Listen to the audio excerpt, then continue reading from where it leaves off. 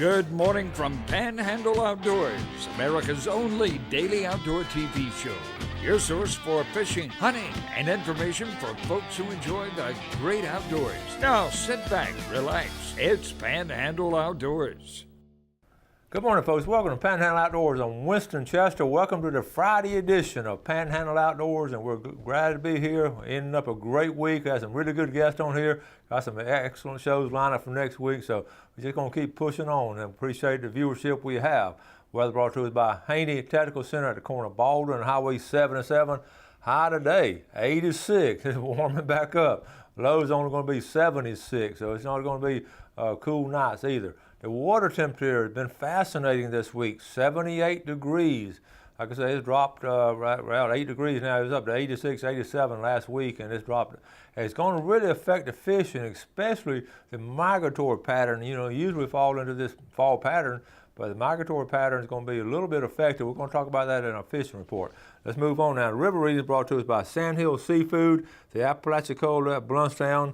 We anticipated this. Right now it's at 11 foot and it's going on up, and they're anticipating getting on up to around 15 foot. But notice where it's going to level off. When you see it level off like that, what they've done is close the locks right there, and it's just going to stay like that, and they'll just open up one lock. And it's fascinating again how they read that and try to balance everything out between Lake Seminole and the lower end. But believe me, when I say the lower end, we're down here in the lower end, and we're at the bottom of the totem pole on this one, but it always have been. But okay, the Choctawhatchee at Caraville, it's sort of peaking out now. It's right at 10 foot, and it's peaking on out today and tomorrow, and it's going to be level tomorrow. It's going to drop on out probably Saturday night and Sunday on into Monday, but a little bit of a drop out there. Okay, that's brought to us by Sandhill Seafood. The tide chart brought to us by Kent Forest Lawn Funeral Home and Cemetery. September the 15th. Good tides today. We have a 525 this morning is going to be the high tide, and low tide at 425 this afternoon. So really this morning is going to be an excellent time to fish, and then all throughout the morning really. Okay, good situation there.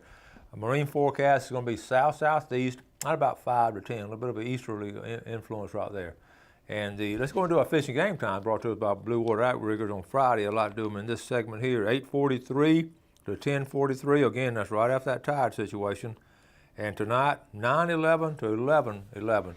And one of the big benefits of this bad weather we had, and a lot of people are talking about it, and it's going to have to do with our flounder guys. The water is really clear now. It's really clear of the water in the bay system, and we're going to talk about that later. But let's take a break now, and we'll be right back.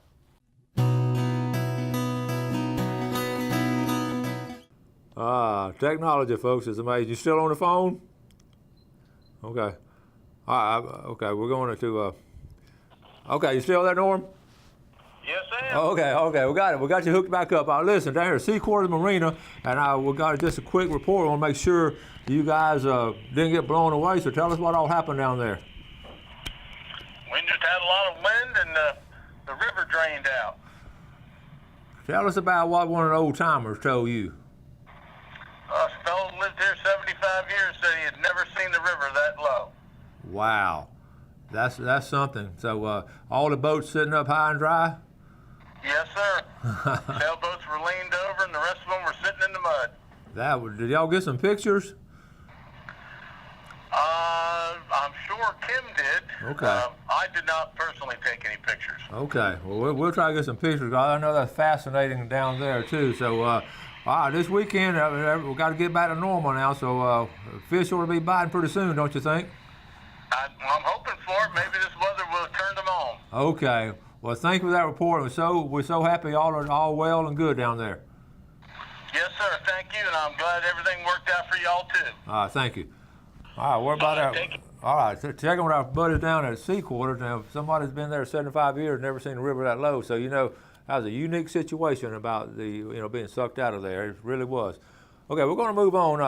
I got some pictures to show you. Not many, just a couple. I want to show you. Okay, here Rick Porter. This is this week now. Even in this bad weather, we got some people out there fishing. Rick Porter, the day after the storm, caught a big old 40-inch, caught and released a big old 40-inch redfish. That's a good picture there, Rick. And then also Billy Archer. Let me tell you this story. He sent it to me. Also got it from Tyler McKay. I'm going to show you.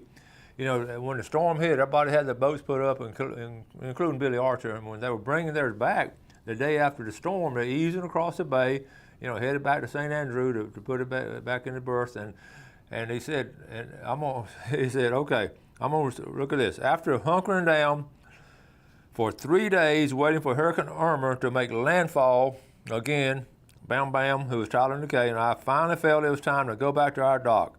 A funny thing happened on the way back in front of the city marina. Bam spotted something swimming in a grass line and pointed it out to me. Lo and behold, a 29-inch gag feeding the water in distress. We turned back around, and here's the proof. In 43 years, it was a first ever. Hopefully a good sign of things to come. And I'm going to show you, here it is right here. He was able to gaff this 29-inch gag grouper right there in front of it. Now that's a big grouper, folks. And good job, Bam Bam. When storm comes in like this, it's always amazing at some of the unusual things that happen. And I will show you one. This is Whitfield Roberts. This is out here at Phillips Inlet. This is the old pier, and I'll tell y'all every year in springtime, in the fall, that is an excellent spot. The water's all blown out now, so just exposing the pier. You can't see it.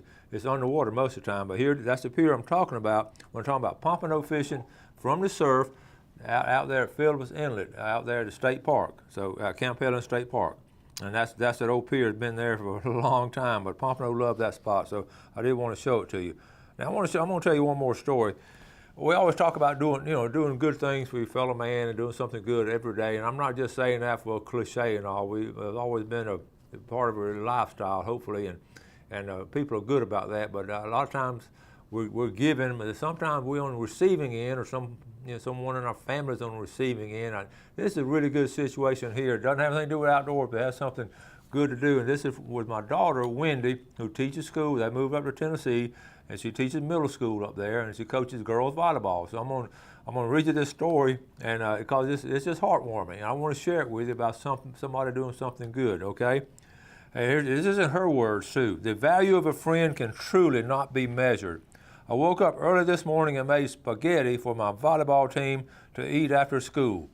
It ended up in my yard when I dropped it trying to open my car door. I called my dear friend Michelle Mills at Carl's Flowers to place an order and told her about my morning. And I didn't know what I was going to feed my team. She called Patty Duke, who made the best spaghetti casserole I've ever eaten, and had it delivered up to school for our team. She's such a blessing to me. So that was just little things like that. Wendy, she's close to her team and all. She was trying to make them a little meal and everything. And I can just picture her trying to get in the car with her books and her purse and her spaghetti and all, and dropping it, and just how frustrating that is. And she was telling her friend that story while she was placing an order, and her friend, unbeknownst to Wendy, Wendy didn't know anything about it until she got to practice that afternoon, and this lady had brought in some spaghetti for the team and all. So that's a good deed we'll talk about. Let's take a break, and we'll be right back. All right, welcome back. I just got this out of the truck because I tell you, remember Ronnie Groom called me and said he had this food plot mix on sale. I ran down there yesterday and got me a 50-pound bag. I want to come show it to you. This is Pennington. This is top of the line. There's a lot of stuff out there, but this has been year after year been proven the top of the line. Ronnie's got these 50-pound bags on sale down there. I promise you they're going to sell out probably today or tomorrow anyway. So run down there and get them. It's a heck of a price, and it's a good stuff, 50-pound bag. So let me see if I can sit it down. That's heavy. All right. Maybe it didn't bust out. All right, we'll try to get that thing planted. I don't know about this weekend. I might do it this weekend. All right, we didn't do a giveaway last segment for this is for Sand Hills Seafood. This is for that seafood platter, okay? Big old seafood platter, and the winner's going to be, I'll stir these up. People accuse me of not stirring it up enough. That's why I don't draw the name. All right, let's stir it up now. And the winner is Stan Bourne, B-O-U-R-N-E, Stan Bourne. And congratulations, and enjoy that. Seafood platter. I wanted to talk about the storm and all while wrapping up the week. It's been a fascinating situation. I wrote some notes down, and I'm fascinated with this hurricane. We'll talk about it, but the big deal is whether to evacuate or not. And I'm going to tell you my personal feelings. This is how I feel. I've been living on the water 40 plus years, and I've been around the Panhandle a long time and know about storms, and I'm not an expert, but I do know what happens when a storm hits because we've been in that situation. Here's my feeling on it. If we're on the good, what we talk about, the good side and bad side. We obviously were on the good side this past week, so it wasn't any question of mine what I was going to do. But when we get on the bad side, anywhere, and we've been, when Opal came, hit around Navarre, and we got hammered here. So anytime, my personal philosophy, if it's from Mobile Bay toward here, there's a chance I may not stay at my house if it's a Category 4 and 5. Any other time, I'm going to stay right there at my house. Category 3, but especially on the other side. And here's the big deal. When you see all these people having problems evacuating, it is a tremendous responsibility to get out of town and get all your stuff. But it's a personal decision you'll make. You got to keep your family safe, and if the storm is coming towards you, you do have to get out of there. And I do want to say this: it starts on the waterfront. Now I know the winds are strong and all, but you look at all these pictures you've seen this week, and all those pictures are pretty close to the water, and that's the brunt of it. It's going to be the same thing here. The bay system, not just the beach area, but the bay systems where I live and a lot of other folks live. They really get the brunt of it. I know when the insurance adjuster came to my house after Opal, and he'd just been to the beach for 2 days, and on the third day he came to my house, and he just shook his head. He said, "Man, you got hit harder than the guys at the beach." And it was because of the power of the water and all. So you got to be aware of that. Now, with that being said, if you evacuate, make sure you have a plan. I know we've got Gail's sisters in Dothan and all. I never anticipate leaving town. I've got too many friends in town. I've been in Marshall beforehand, been just wonderful friends. And if I had to go anywhere, I'd first go to my son's house, Chip. But if they have to evacuate, I'd go to Ben and Marshall beforehand's house, and we'd just stay right there and be fine. I don't ever plan to get on the road. But if you do, make sure you have, if you can stay with somebody, or if you get to the motel real quick, get there and just hunker down, and don't get back until the authorities say it's safe, because the Keys is in a mess right now. But also, if you do stay, make sure you have plenty of supplies. If people got into a frenzy about getting all the water, it becomes hysterical. It's crazy watching these people do that. When they get how much water are you going to drink? Just get a couple of cases and that's it. I promise you, the Red Cross, even if you're trapped for a couple of days, and it's just not going to happen this day and time or in this area where somebody's not going to get to you within a day or so, really. And it's not like you're not down in the middle of the Everglades or South American jungle. You're going to get rescued pretty soon. And a bottle of water, make sure you always have a couple of cases. But the food, it's not going to be like you're going to be without food. If your pantry honestly should have food in it. It should have canned food. Canned food will go a long way. Don't count on your freezer. All that stuff you got in the freezer is going to be gone. But canned food, you should have a supply that's going to keep you through a week anyway. That's all. We've always had that. All kind of canned food that can help you out, and so be aware. Just be prepared and all. And, every time you get something like this, you sort of flash back and say, "Well, these are the things I need to do." And by the way, I had to learn something again this week. I decided to get my plywood out for my windows and all, just to get them out. Now, I didn't put them up, but when I was pulling them out, guess what? My plywood had termite damage. There were termites in a couple of the corners of them. So I would have been in the bind, because I know that water would have just knocked that out. So I flipped them up, and it might would have been okay, but according to how high the water would have gotten. So now I've got to redo my plywood. I got the same measurements and all. They still fit well. So little things like that I would not have known. I hadn't looked at them in years. Termites, I had them out in the shed. And as you know, termites are bad about doing stuff like that. So I just wanted to go over some of those things, and with you as outdoorsmen, really, we're used to doing outdoor stuff, and we're used to eating out of canned viennas or beanie weenies or whatever, and drinking water. It's not a big deal, but yet it is a big deal. And for especially people moving in and all, if the storm's coming, get safe and I just want you to be aware of that. I felt led to talk about that kind of stuff at the end of the week, after the week we've had and all. But it has some good positive moments. People are so good about helping people out. Okay, now let's get ready for our Tarpon Dock seafood giveaway, okay? Now we're going to give away a $20 gift certificate. And the first winner is going to be Joan Rochester from Youngstown. John Rochester. All right, your number 2 winner, and then the winner of the Big Red Snapper. There's some Big Red Snapper card. I get a kick out of Big Red Snappers. And that winner is going to be from the bottom of the barrel. It's going to be Vicky Tricky from Howard Creek. She won earlier. Vicky Tricky. All right, that's your second win, Vicky. Good job. And her daughter won also, I think. All right, those are the 3 winners right there. Thank you all for watching Panhandle Outdoors. Let's take a break. We're going to come back with our famous Friday video. Oh, I'm sorry. Thank you. Speaking of the storm and all, Jeff reminded me, that's why he's such a great director back here. I do have a 1 and 45-second video of talking about how the storm, you saw where the storm sucked everything out of the bay. We just talked to our friends down in Carabel at Sea Quarters, how that's the lowest the river's been in 75 years. I had Gail stand on the dock and shoot a little video of me wading out. Now the water's still muddy and it's fascinating, but I just wanted to show you this is North Bay. In front of my house at Deer Point Dam will be to your left, but you can see how the water really just got sucked out. So let's watch this video, then we'll come back to it. All right, this is during a tropical storm, and we're on the good side of the tropical storm. It's been a hurricane, but what happens, we're on the good side, we're on North Bay, so it blows all the water out. So you can see the shoreline up here where it normally is. But it's been blown out all day with this northeast wind.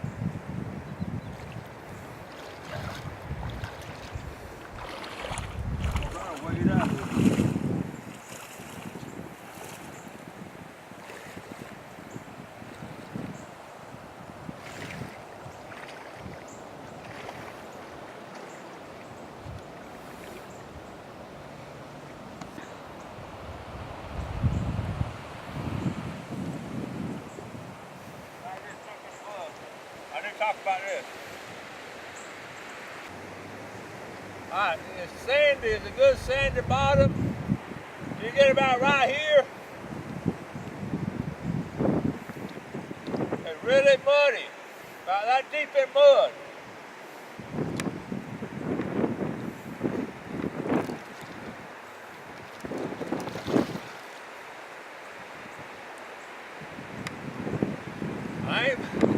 This ain't Jim Cantori. I'm doing this with Jim Cantori's in diapers. I'm going back to the hill.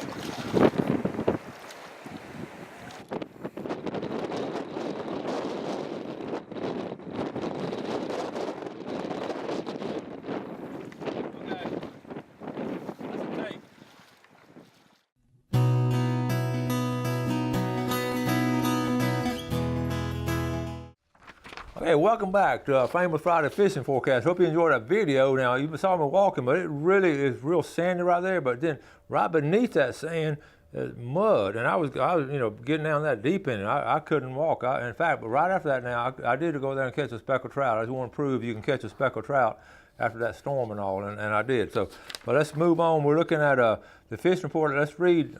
Mitch Coleman sent one in from Mexico Beach, and this is fascinating because it goes along with what we've been saying. He said water temperatures are dropping after the storm passed. There was 78 to 79 degrees near shore, exactly what we have here, and they're experiencing the same thing. It's very clear, okay? But water's very clear. It's really been fascinating. Everybody's talking about the clear water. Before the blow, we had plenty of mullet running the beaches and a good number of tarpon and medium-sized sharks chasing them. King bite is very good in most reef areas, trolling dusters or plugs, and of course the triggerfish bite was good while it lasted.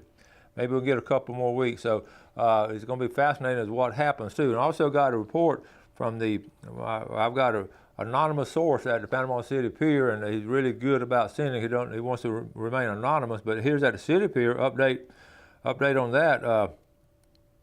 Lots of kings before the storm. Lots of kings were there off the pier on Friday and Saturday of last week and Sunday. And then when Irma came in and slowed it down, of course, they closed the pier. And Tuesday was a good day at the pier. After the storm Tuesday, kings and Spanish were caught, and there was a nice breeze and it was just a great day to fish. Wednesday, there were no kings were caught, but the Spanish were plentiful. A lot of people limited out on Spanish. Here's how they caught them. They caught them on bubble rigs, and also on gotchas and spoons. So that's about 3 different ways to catch those Spanish. They're fun to catch, especially taking some kids out there. Not a lot of axe handles. Some tarpon came in late in the afternoon, but they had lockjaw.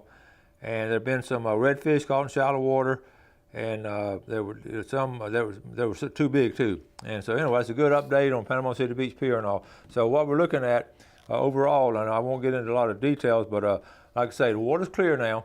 So it's going to be, the pluses on that is going to be the bait fish are going to start coming back in here, and I can already see it. I saw some dolphins in the bay yesterday, some birds diving, seagulls. They're pigging out on this bait fish. The water's going to be clear for flounder gigging. It's going to be excellent flounder gigging this weekend. You're going to have, some tides going to be coming in, and I'll be showing some pictures next week of some nice flounder being taken with a gig. Also, the redfish are going to be active, and you know the areas. I won't point out a lot of the areas, but you know the areas, the old standbys. The mouth of Crooked Creek, Burnt Mill Creek, going on over there. All these creeks and all. You're going to have some redfish feeding, because what happened, the water filled back up. We had the rainwater washing down, and it's going to be just a lot of activity going on. I also want to mention the bridge fishing be good. Those black drum at the Deer Point Dam. You got a kids tournament tomorrow, don't forget it, at the Deer Point Dam, but those black drum. Now, if you catch those black drum, just catch them and release them there. We talked about it before. Not a lot of good to eat, but overall fishing, freshwater should be really good. The high is going to be high. You may even see some ditch fishing down at Howard Creek. The water's going to be getting up in those ditches, and if that's the case, that's a lot of fun when that water gets way out of its banks and get on up there. So it may be at that point, but we'll just wait and see. The Saul's Creek area will be good. Talked to a buddy of mine. He really caught some fish the week before the storm, last weekend. He and his buddy went down to Willis Landing, and they caught about 30, 35 nice hand paints. Also, Depot Creek will be picking up in about 2 weeks. Those areas there are going to be really good. So fishing is going to be good. I'm going to run out of time, but it's been a great week. I appreciate the viewership. And like I say, this is a fun little job I'm doing, and just a lot of good feedback I get. So appreciate it, and want you to enjoy the outdoors, have a great week, and do something good for your fellow man. God bless. Thanks for watching America's only daily outdoor TV show, Panhandle Outdoors with Winston Chester, featuring hunting, fishing, and other activities and information to help you enjoy the great outdoors. Join us next time for Panhandle Outdoors.